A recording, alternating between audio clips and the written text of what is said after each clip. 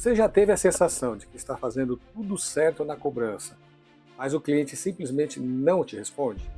Você tem o telefone, tem o número do WhatsApp validado, tem o e-mail, e mesmo assim ele não interage contigo. A maioria das vezes o problema não está no canal, está na forma como esse canal é introduzido na sua estratégia. Vem comigo que eu vou te mostrar mais detalhes.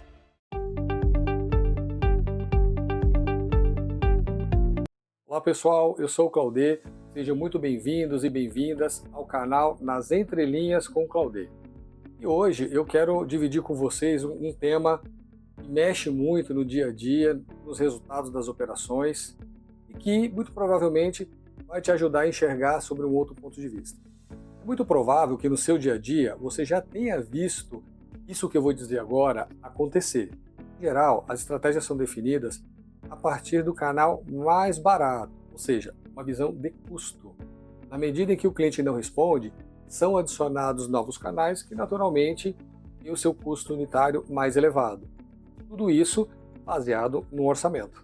Isso até que fez muito sentido ao longo do tempo, principalmente quando a oferta de canais era reduzida e o comportamento do cliente ainda não fazia parte dessa equação. Ou seja, na prática, tudo começava pelo custo. Definia-se um orçamento e a partir dele distribuíam-se as ações, os canais, a frequência, a intensidade, tudo com o objetivo de chegar no cliente e converter aquele acionamento, aquela conversa em negócio. Mas o cenário evoluiu e essa mudança impacta diretamente o resultado das operações. Com o tempo, as estratégias passaram a incorporar score de probabilidade de pagamento, comportamento do cliente e a personalização. Tudo isso nos levou ao perfil do cliente. E quando essas variáveis entraram na equação da estratégia, mudou completamente o jogo. A eficiência ganha altíssima relevância na composição da estratégia. Você conseguir construir o resultado com a máxima eficiência passou a ser vital para as assessorias de cobrança. E a eficiência aqui, na qual eu me refiro, diz respeito a receber rápido, o menor esforço, com o menor nível de fricção possível. Vamos fazer aqui um exercício simples para você entender. Imagina uma operação que começa o atendimento por voz. Várias tentativas, muita insistência. Em paralelo, envia uma ação de SMS. E aí, no dia seguinte, envia uma ação de WhatsApp. E neste momento, o cliente interage com você. Pode até estar dentro do que foi previsto na régua de cobrança, inclusive dentro do orçamento. Certamente, a ação chegar no cliente não foi a mais eficiente. Eu digo isso porque, com a identificação do perfil do cliente, neste exemplo, entendendo que seria um perfil digital, talvez iniciar por uma ação de WhatsApp tenha sido muito mais interessante do que percorrer toda uma cadeia de acionamentos para cumprir uma régua de cobrança e no final do dia entender que uma ação de WhatsApp resolveria a questão do contato com o cliente. Agora, imagine que nessa mesma base você tem o cliente mapeado, onde você conhece o perfil dele, sabe que ele tem uma propensão de pagamento interessante e entende que ele tem uma alta probabilidade de contato digital. Agora vamos pegar um cliente que tem o perfil digital e com alta propensão de pagamento. Se você chega rápido nesse cliente, no canal ideal, aumenta muito a sua chance de conversão, até porque nós sabemos na cobrança o tempo ele é muito relevante. Neste momento você tem uma cobrança muito mais eficiente. Você não precisou investir em acionamentos por voz, de SMS, de RCS ou outro canal, foi direto num canal que tinha uma propensão de contactabilidade muito maior, muito superior em relação a outros canais. A hora que você fizer a conta, certamente essa ação foi muito mais eficiente em comparação com a anterior. Agora, esse mesmo perfil de cliente que estava escondidinho na primeira ação, você rodou o discador, o SMS, e depois rodou o WhatsApp. Ou seja, uma série de ações gerou um custo para se chegar nesse cliente. No cenário anterior, ele passou por uma régua longa até chegar no canal do WhatsApp. E isso pode atrasar a sua chance de recebimento. Até porque, em paralelo, o cliente pode ter outras dívidas e outras empresas também estão acionando esse mesmo cliente. A cobrança nós sabemos que o time é importante porque quem chega primeiro, negocia primeiro, recebe primeiro. Entendendo o perfil do cliente, você vai descobrir, por exemplo, que determinados perfis têm uma tendência à voz. Então não adianta você ficar enviando 200 mensagens para ele que ele não vai interagir por esse canal. Ele precisa falar com alguém. Quando eu digo alguém, não me refiro ao robô. Pode ser que no final você faça uma conta e perceba que custo para cada um desses cenários ele foi relativamente parecido, mas aí existe um equívoco. Maior esforço para mesmo resultado significa menor margem, significa menor eficiência. Por vezes, você tem um resultado operacional de entrega de valor para o seu contratante bastante relevante, mas a margem da sua operação está totalmente destruída. Como é que você sustenta um negócio dessa forma? É nesse ponto que, quando você constrói uma jornada de cobrança, você usa um mecanismo de orquestração desses disparos, desses canais,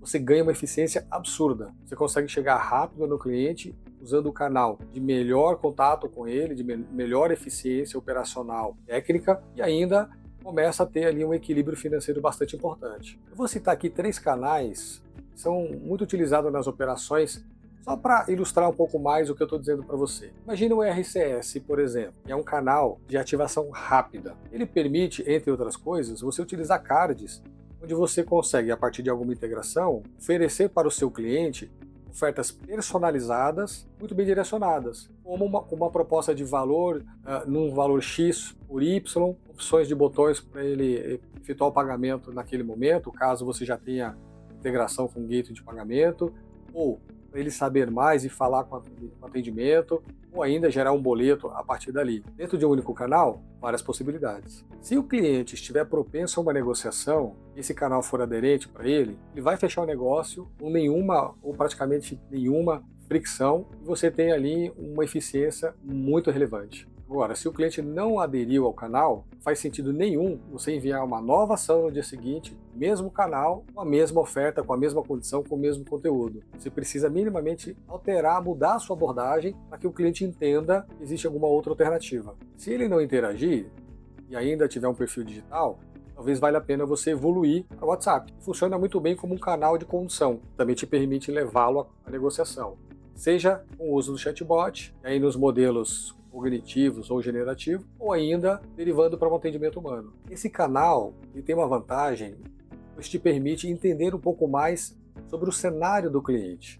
Uma vez que, utilizando um chatbot, se for cognitivo, muito bem montado, muito bem elaborado, você consegue extrair valor a partir de perguntas simples, mas com um poder de captação muito importante, ou a partir do atendimento humano, e aí sim você tem um leque de possibilidades de como abordar, como extrair mais valor daquela conversa. Seja como for, a comunicação aqui ela precisa ser fluida, cirúrgica. Isso significa que se você der para o cliente um leque de opções, diminui muito a sua chance de sucesso. Importante que você direcione melhor a conversa e que você dê ofertas na medida em que o cliente reaja àquela oferta. Não simplesmente jogar tudo de uma vez na mesa. O cliente interagiu, mas apresentou objeções. Você pode usar algo do tipo, entenda a sua situação. Vou te apresentar uma condição que talvez possa te ajudar. Não simplesmente escolha uma das opções abaixo, 3, 6, 9, 12 vezes. A regra é bastante simples. Se houver engajamento, siga nesse fluxo. Se o cliente não interagir, mude o canal.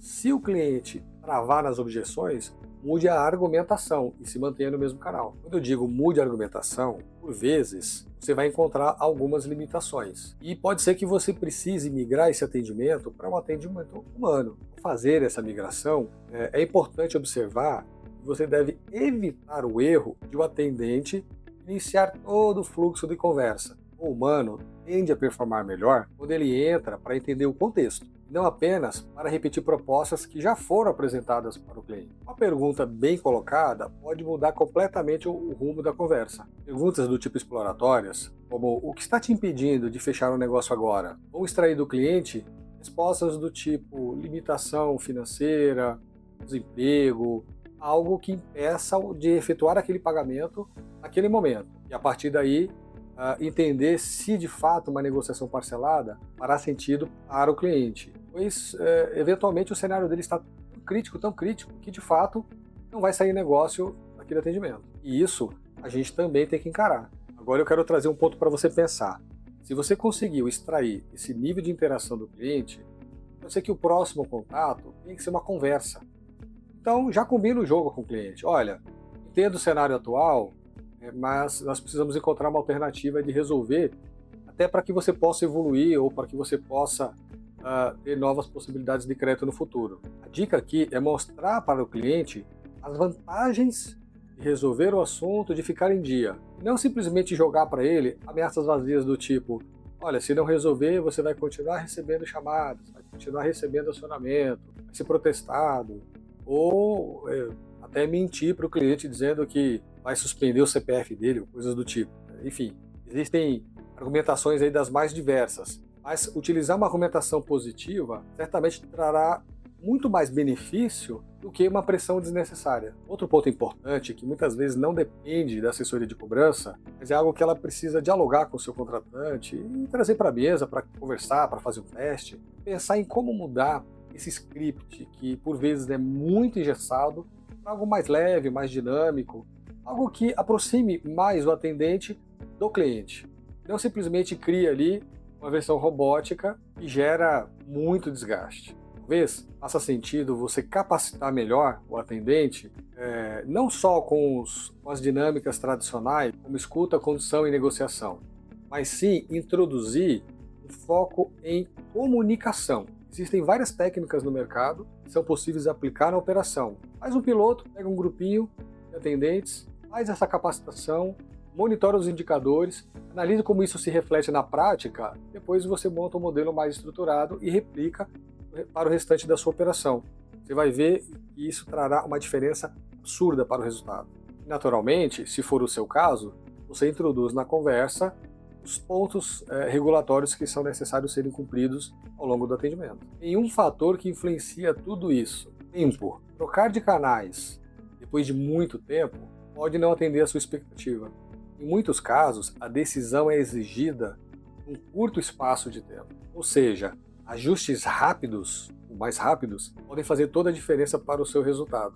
Aqui entra um ponto interessante para você avaliar. De um lado, você tem a régua de cobrança, aquele modelo linear, onde você, a partir de um determinado momento, entra com um canal e vai avançando conforme a expectativa de interação daquele cliente. A jornada dinâmica de cobrança. Essa jornada, ela tem como o próximo passo uma resposta do cliente.